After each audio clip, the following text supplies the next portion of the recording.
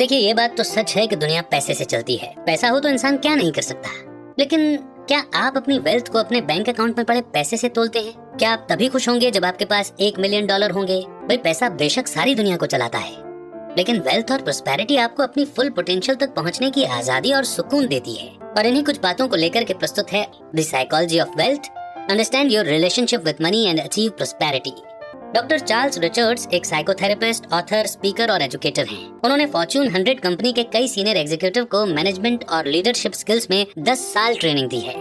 उनके क्लाइंट की लिस्ट में IBM, General Motors, Sony, Apple, Motorola और होंडा जैसे बड़े बड़े ब्रांड्स शामिल हैं। इसके अलावा चार्ल्स दुनिया के अलग अलग देशों में सेमिनार, लेक्चर और वर्कशॉप वगैरह भी कंडक्ट करते रहते हैं। तो अगर आप अभी तक अपनी वेल्थ की डेफिनेशन डिसाइड नहीं कर पाए हैं या नहीं समझ पाए हैं, तो फिर आइए कि शुरुआत करें और वेल्थ और प्रोस्पेरिटी को सही मायनों में समझें। शुरू करते हैं द साइकोलॉजी ऑफ वेल्थ। क्या वेल्थ की कोई फिक्स डेफिनेशन हो सकती है कि इतना पैसा तो इंसान के पास होना ही चाहिए? कुछ अमीर लोग हमेशा क्यों डरते रहते हैं कि कहीं उनकी सारी दौलत ना चली जाए, जबकि गरीब आदमी को कभी इस बात की टेंशन नहीं होती। उसके पास जो है वो उसी में खुश रहता है। तो आखिर क्या फर्क है एक अमीर आदमी की सोच में और एक गरीब आदमी की सोच में? वेल्थ और सक्सेस को लेकर सबका नजरिया अलग है क्या, या हर इंसान का पैसे के साथ रिश्ता अलग है? पैसे को लेकर आपका जो एटीट्यूड या नजरिया है वो फाइनेंशियल स्टेटस पर डिपेंडेंट नहीं है। ये सब अमीर और सक्सेसफुल लोगों की कहानी बताएगी, जिनकी शुरुआत काफी मामूली और आम माहौल से हुई थी, लेकिन हालात ने उन्हें जो कुछ भी सिखाया उन वैल्यूज के दम पर और रिस्क लेकर, खुद को दांव पर लगाकर उन्होंने अपने लिए वेल्थ की डेफिनेशन खुद क्रिएट की। सीखेंगे कि वेल्थ और प्रोस्पेरिटी के लिए अपने कॉन्शियस और सबकॉन्शियस माइंड को एक्सप्लोर कैसे किया जाए, क्योंकि ऐसा करके आप वेल्थ की अपनी खुद की डेफिनेशन क्रिएट कर सकते हैं, जो वेल्थ के साथ एक हेल्दी रिश्ता बनाने में आपकी जर्नी का पहला स्टेप होगा। आप वेल्थ की साइकोलॉजी के एलिमेंट्स के बारे में भी जानेंगे, जिसमें हमारी self esteem, responsibilities, risk taking capacity, achievements, determination और अपने चैलेंजेस से बाहर निकलना जैसी चीजें शामिल हैं। ये आपको सिखाएगी कि अपना पैशन और ड्रीम खुद कैसे ढूंढना है, और यहाँ से आपको एक क्लियर पिक्चर दिखना शुरू हो जाएगी कि आप कहाँ जाना चाहते हैं। आप देखेंगे कि अपनी लाइफ की इस कार की ड्राइविंग सीट पर आप बैठे हैं। आज के टाइम में हमें दुनिया भर के फाइनेंशियल एडवाइजर्स, इकोनॉमिस्ट, यहाँ तक कि यूट्यूबर्स मिल जाएंगे जो 100 तरीके से बता देंगे कि पैसा कैसे कमाना चाहिए, कहाँ खर्च करना चाहिए, कहाँ इन्वेस्ट और सेव करना चाहिए। लेकिन इसका मकसद आपको और ज्ञान देना बिल्कुल नहीं है, बल्कि ये आपको बताएगी कि अपनी लाइफ में एक सेंस ऑफ एबंडेंस कैसे लाया जाए और कैसे अपनी फाइनेंशियल लाइफ का पर्पस ढूंढा जाए। उन लोगों की कहानी बताएगी जिनसे हम अपने अंदर सेंस ऑफ वेल्थ और प्रोस्पेरिटी अचीव करना सीख सकते हैं। तो क्या अब आप पैसे को समझने और उसके साथ अपना रिश्ता बदलने के लिए तैयार हैं? अगर हाँ, तो एक अमीर और एक भरपूर लाइफ एंजॉय करने में मदद करेगी। तो आइए इस लर्निंग एंड एबंडेंट जर्नी की शुरुआत करते हैं इस पहले चैप्टर से, how do we define wealth. पैसों की साइकोलॉजी की शुरुआत हमारे बचपन में ही हो जाती है, जो हमें अपनी फैमिली वैल्यूज से और प्रिंसिपल्स के द्वारा मिलती है। अगर देखा जाए तो असल में ये बेहद इंपॉर्टेंट फैक्टर्स हैं जो एक बच्चे के दुनिया को देखने के नजरिए को शेप देने में हेल्प करते हैं। पैसों की असली साइकोलॉजी ये नहीं है कि कोई बच्चा कितने बड़े घर में रहता है या कितनी बड़ी गाड़ी में स्कूल जाता है। पैसों की असली साइकोलॉजी किसी इंसान के फाइनेंशियल स्टेटस, उसके हालात या असेट्स पर बेस्ड नहीं है, बल्कि ये उसके पर्सनल वैल्यूज पर बेस्ड है, यानी वो किस तरह के माहौल में बड़ा हुआ है। लेटिसिया सैन मिगेल एक ऐसी फैमिली से थी जो उसके अंदर बचपन से ही सेल्फ वर्थ यानी खुद की अहमियत को समझने की भावना पैदा करने को इम्पोर्टेंस देती थी। उसे कई मौकों पर यह सुनने को मिलता था कि तुम ये नहीं कर सकती हो या वो नहीं कर सकती हो क्योंकि तुम एक लड़की हो। लेकिन लेटिसिया ने रिस्क लिया और हमेशा खुद पर भरोसा करती रही। अपने हार्ड वर्क और फोकस के दम पर उसे यकीन हो गया था कि वो चाहे तो कुछ भी कर सकती है, और अपनी हर अचीवमेंट के साथ उसके अंदर कॉन्फिडेंस और सेल्फ वर्थ की भावना बढ़ती चली गई। लेटिसिया की सक्सेस उसकी फाइनेंशियल वेल्थ से नहीं, बल्कि उसके स्ट्रॉन्ग सेल्फ वर्थ की फीलिंग से बनी थी। वो उन लोगों में से नहीं है जो अपनी खुशियों, अपने सपनों के लिए कुर्बानी देते हैं। उसके लिए पैसा अपनी लाइफ के साथ दूसरों की भी लाइफ इंप्रूव करने का और उनकी सेवा करने का बस एक जरिया है।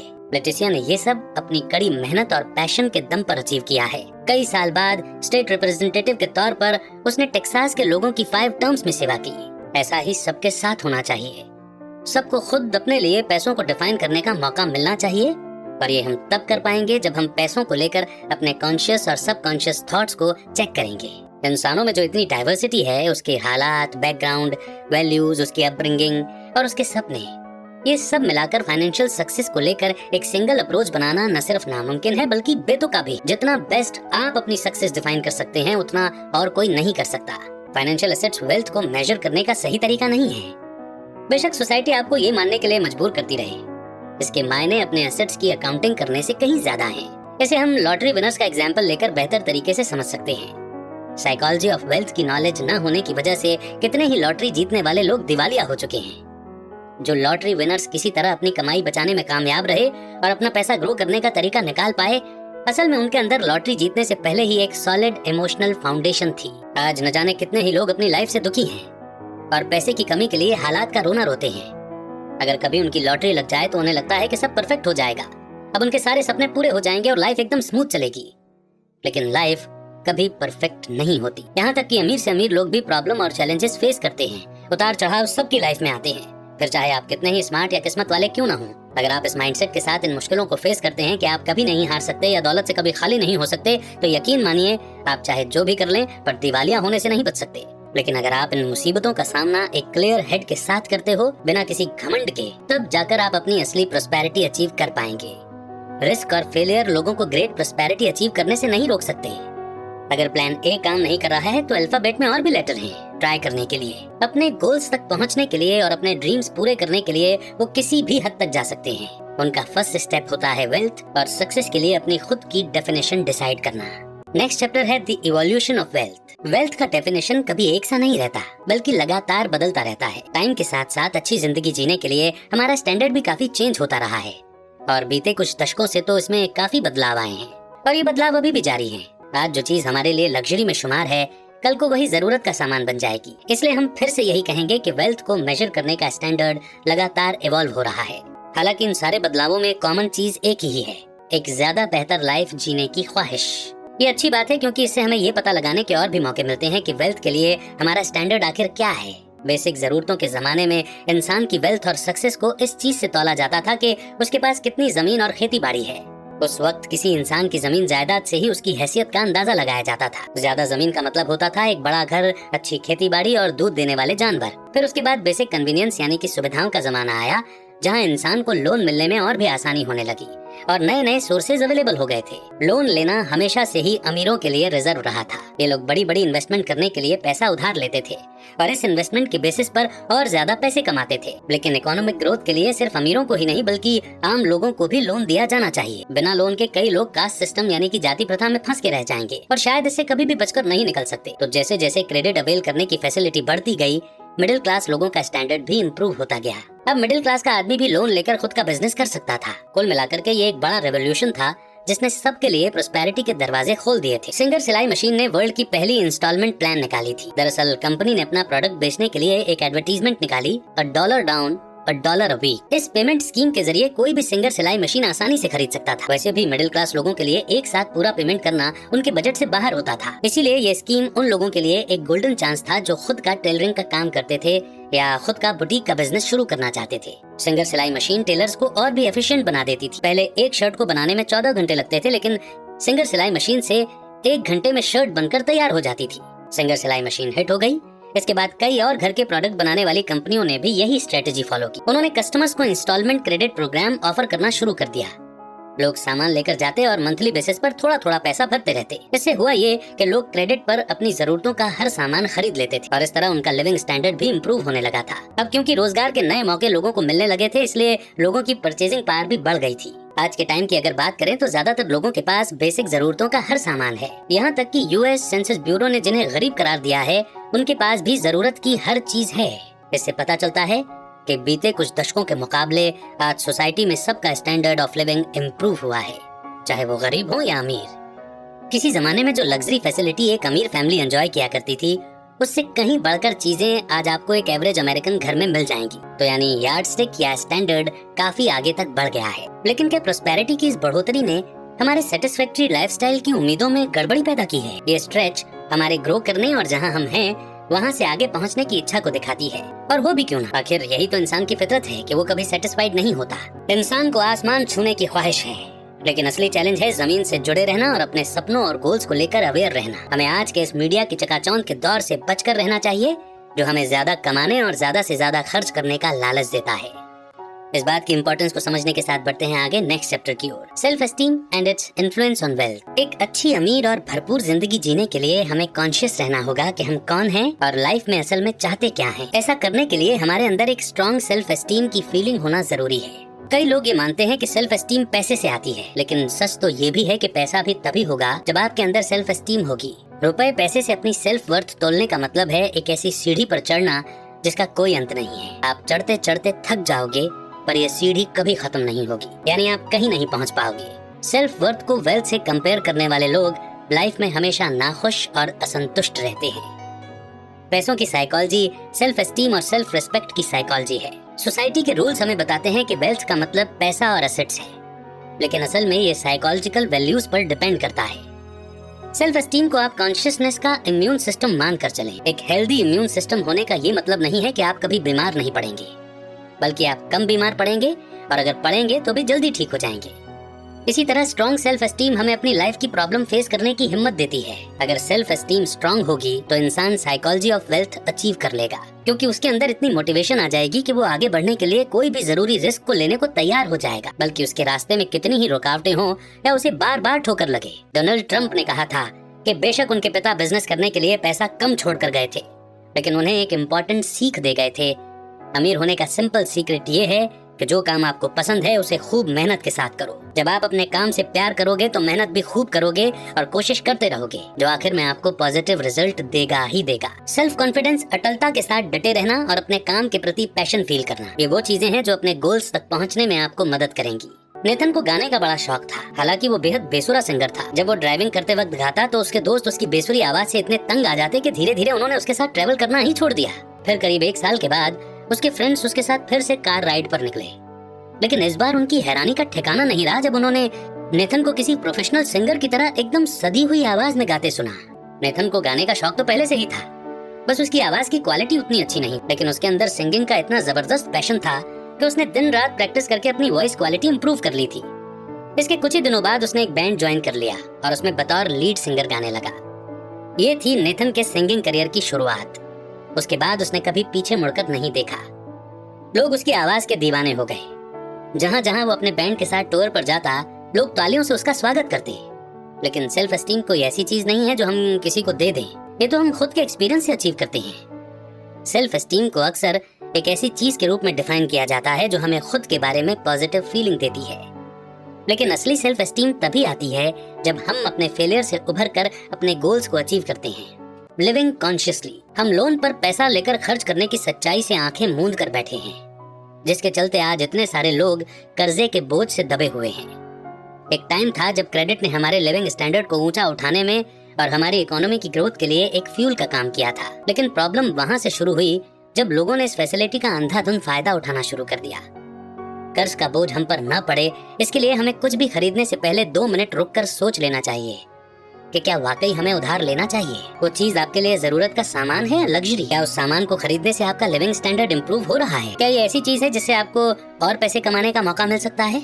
ये सारी चीजें कॉन्शियस फाइनेंशियल डिसीजन मेकिंग में काम आती हैं, जिसकी प्रैक्टिस हमें जरूर करनी चाहिए। बात जब पैसे खर्च करने और उधार लेने की हो तो हमें अपनी लाइफ में एक बैलेंस क्रिएट करना ही पड़ेगा। इस बैलेंस को हम एक पेंडुलम से लिंक कर सकते हैं। एक साइड हमें ये चीज अवॉइड करनी होगी कि हम इतना ज्यादा भी खर्च न करें कि हमें स्ट्रेस हो जाए, नहीं तो हम अनकॉन्शियस खर्चे और लोन लेने के एक पॉइंट पर पहुंच जाएंगे जो हमारी फाइनेंशियल फ्रीडम को रोक देगा, क्योंकि तब हमारे पास और खर्च करने के लिए कुछ बचेगा ही नहीं, यहाँ तक कि बेसिक जरूरतों के लिए भी नहीं। वहीं दूसरी तरफ इंसानों का नेचर ऐसा है कि वो अपनी गलतियों को सुधारने के लिए हद से ज्यादा कदम उठा लेता है या हद से ज्यादा भरपाई करने की कोशिश करता है। पास्ट में की गई गलतियों को सुधारने के लिए हम कई बार बेल्ट कुछ ज्यादा ही कस लेते हैं, जिससे फ्यूचर में और भी नुकसान उठाना पड़ता है। बॉब मस्टर एक डेंटिस्ट हैं, जिसे अपने वर्क फील्ड में इस प्रॉब्लम का इफेक्ट साफ साफ नजर आता है। अगर हम अपने दांतों की प्रिवेंटिव मेंटेनेंस केयर करें तो ये लॉन्ग रन में ज्यादा फायदेमंद और सस्ता होता है, क्योंकि हमारे दांत लंबे टाइम तक हेल्दी बने रहते हैं। लेकिन अगर हम अपने दांतों की प्रिवेंटिव केयर नहीं करेंगे तो होगा ये कि हमें दांतों की वजह से जिंदगी भर हेल्थ प्रॉब्लम आती रहेंगी, जिसके लिए हमें और ज्यादा पैसा खर्च करना पड़ेगा। इसीलिए हमारी कोशिश यही होनी चाहिए कि हम बैलेंस बना कर चलें। पेंडुलम के एक तरफ ज्यादा झुकेंगे तो हमें ओवर स्पेंडिंग और ओवर बोरोइंग का नुकसान झेलना पड़ेगा।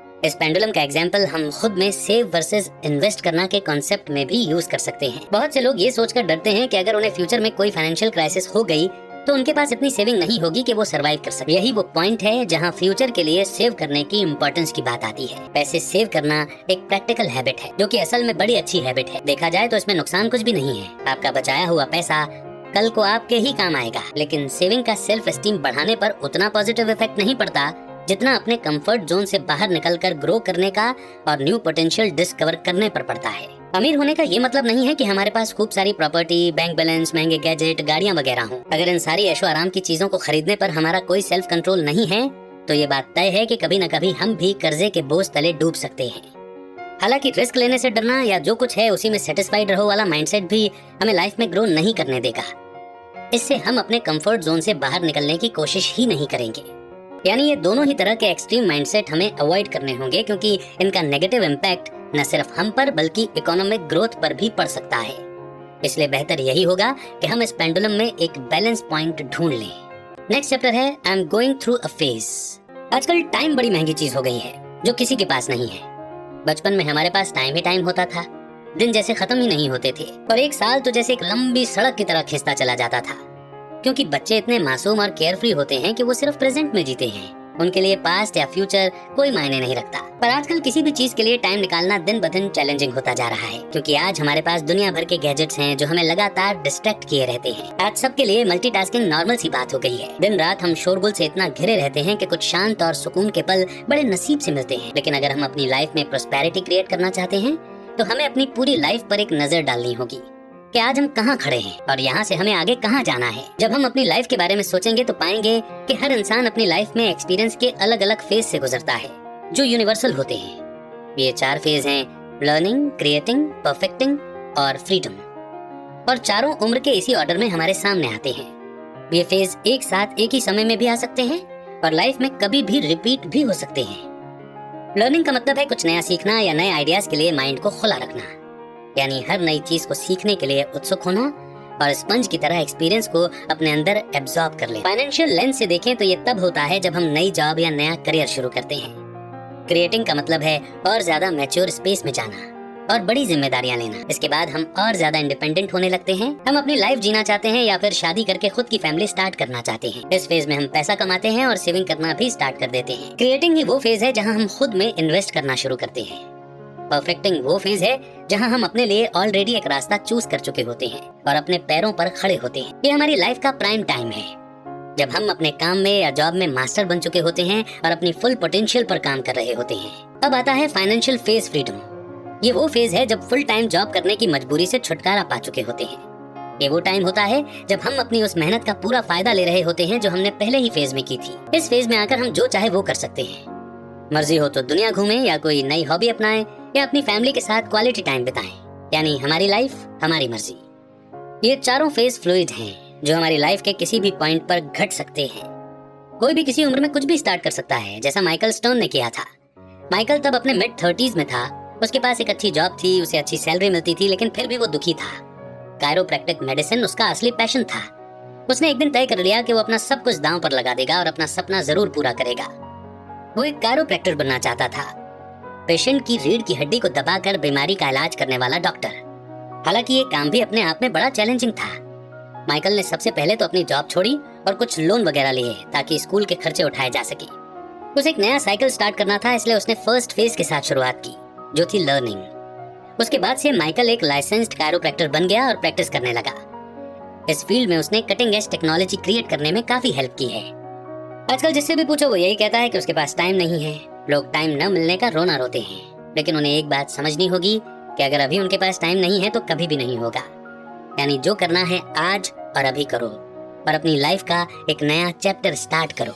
और अब वक्त है कंक्लूजन का। इसने वेल्थ और प्रोस्पेरिटी की साइकोलॉजी के बारे में जाना। सक्सेस कोई भी अचीव कर सकता है। हमारी सक्सेस सिर्फ हमारे फाइनेंशियल स्टेटस या मटेरियलिस्टिक सामान से डिसाइड नहीं होती। आपने अपने लिए वेल्थ को डिफाइन करना भी सीखा। एक बार अगर आपके दिमाग में क्लियर पिक्चर बन जाए कि वेल्थ आपके लिए क्या है और वो कितनी होनी चाहिए, तो उसके बाद आपके लिए उस वेल्थ को पाना इजी हो जाएगा। आपने वेल्थ की हिस्ट्री और इवोल्यूशन के बारे में समझा और ये भी जाना कि कैसे वेल्थ एक यूनिवर्सल कॉन्सेप्ट के रूप में लगातार इवॉल्व करता जा रहा है। ये एक अच्छी बात है क्योंकि इससे हमें वेल्थ को अपनी पसंद से डिफाइन करने की फ्रीडम मिलती है। एक भरपूर लाइफ जीने के लिए ये इम्पोर्टेंट है कि आप खुद अपने ड्रीम को खोजें। आपने जाना कि वेल्थ कभी भी सेल्फ एस्टीम के बगैर अचीव नहीं की जा सकती। वेल्थ ऐसी कोई चीज नहीं है जो किसी को दे दे। ये वो चीज है जिसे हम खुद की मेहनत से हासिल करते हैं। आपने कॉन्शियस लिविंग यानी होश के साथ जीने के बारे में भी समझा। हम लाइफ के बड़े बड़े सपने देखते हैं, हमारी उम्मीदें काफी बड़ी होती हैं, लेकिन हमें ये सब जमीन पर रहकर प्रैक्टिकली सोचना चाहिए और हमें अपने खर्चों और उधार लेने की हैबिट को कंट्रोल करना सीखना होगा। वेल्थ के कई फॉर्म हो सकते हैं। ये एक फ्लूइड कॉन्सेप्ट है। असल में वेल्थ को मेजर करने का स्टैंडर्ड लगातार बदल रहा है। इसका मतलब है कि हम अपने लिए वेल्थ का कॉन्सेप्ट खुद डिसाइड कर सकते हैं और अपनी प्रोस्पेरिटी के लिए अपनी शर्तों पर काम कर सकते हैं। हम भी एक अमीर जिंदगी जी सकते हैं। सिर्फ और सिर्फ वेल्थ के पीछे भागने से हमारी लाइफ को कोई वैल्यू या मीनिंग नहीं मिलने वाला और न ही हमें बहुत कुछ अचीव करने की फीलिंग महसूस होगी, बल्कि इसके बजाय अगर हम अपनी लाइफ में एक मीनिंग या कोई ऊंचा मकसद ढूंढने की कोशिश करते हैं, तभी वो हमारे लिए वेल्थ लेकर आता है और हम सच्चे मायनों में अमीर बन सकते हैं। और हम ये उम्मीद करते हैं कि इसे सुनने वाले इन कॉन्सेप्ट्स को गहराई से समझेंगे और इससे मिलने वाली लर्निंग को प्रैक्टिकली इम्प्लीमेंट करेंगे। कैसी लगी आप, कौन सा पॉइंट आपको सबसे अच्छा लगा, कमेंट सेक्शन में जरूर बताइएगा। नेक्स्ट कौन सी सुनना चाहते हैं आप, हमें ये भी सजेस्ट कर सकते हैं। बहुत जल्द एक नई के साथ फिर होगी आपसे मुलाकात। तब तक रखिए अपना बेहतर ख्याल, सुनते रहिए एंड लर्निंग को अपनी लाइफ में इम्प्लीमेंट करते रहिए। जय हिंद, जय भारत।